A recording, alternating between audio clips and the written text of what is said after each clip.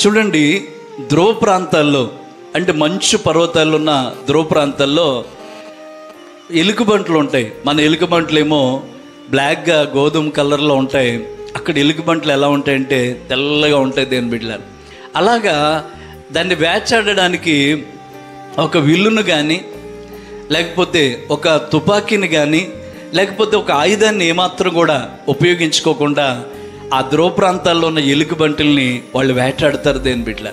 ఎలా వాటిని పట్టుకుంటారంటే, ఒక పదునైన కత్తి తీసుకుని దానికి ఒక జంతువు యొక్క రక్తాన్ని పూత పోస్తారండి. ఎడాపెడ 2-3 సార్లు పూసి ఎండబెట్టి మరలా పూసి కత్తి కనబడకుండా అంత రక్తంలాగా రక్తం పూత పూసి ఏం చేస్తారు చెప్పండి, అలా పెడతారు. ఈ కత్తి కనబడకుండా ఏం పూసేవారట, రక్తాన్ని పూస్తే అది తీసుకెళ్ళి ఆ ఎలుకబండి తిరిగే ప్రదేశాలు అలా గుచ్చితేనటండి ఇది అలాగ ఆహారం కొరకు వెతుక్కుంటూ వెళ్ళి ఈ కత్తి దగ్గరికి వస్తుంది. కానీ దానికి గ్రహింపు లేక, తెలియక అది కత్తి అనుకోకుండా నాకు ఇక్కడ ఏదో మంచి ఆహారం దొరికిందని చెప్పి తన నాలుకతో జురుతూ ఉంటుందట, నాకుతూ ఉంటుందట. అది ఎంత నాకినా రక్తం వస్తూనే ఉంటుందట. నాకి చివరికి చచ్చిపోద్దట. మీరు అనొచ్చు, అయ్యా ఎలుకబంటిని ఎవరు చంపలేదు కదా, ఎందుకు చచ్చిపోయిందయ్యా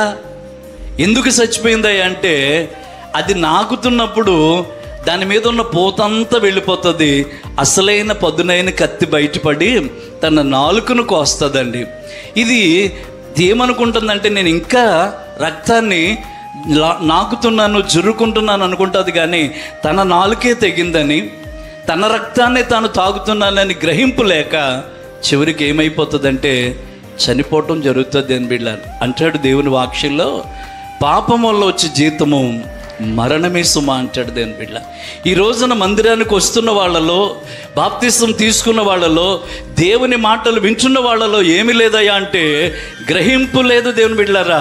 అందుకే కీర్తనకారుడు అంటాడు, నా జనులు తెలివి లేక గ్రహింపు లేని వారిగా ఉండి అంధకారములో అటు ఇటు తిరుగులాడుతున్నారు అంటాడు. దేవుని స్తోత్రం.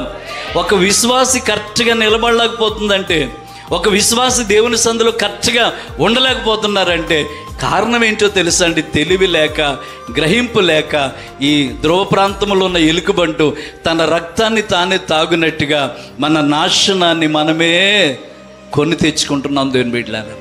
గ్రహింపు అనేది లేకపోవటం వల్ల ఈ రక్తము నేను ఎంత నాగుతున్నా ఇంకా ఎక్కడి నుంచి వస్తుందని ఒకసారి ఆగి ఆలోచించకుండా, తన నాలుగు కోసుకుపోయినా కూడా గమనించకుండా, గ్రహించకుండా అది తాగుతూ చివరికి ఎక్కడికి తెచ్చుకుంటుందయ్యా అంటే ప్రాణం మీదకి తెచ్చుకుంటుంది దేవుని బిడ్డలారా.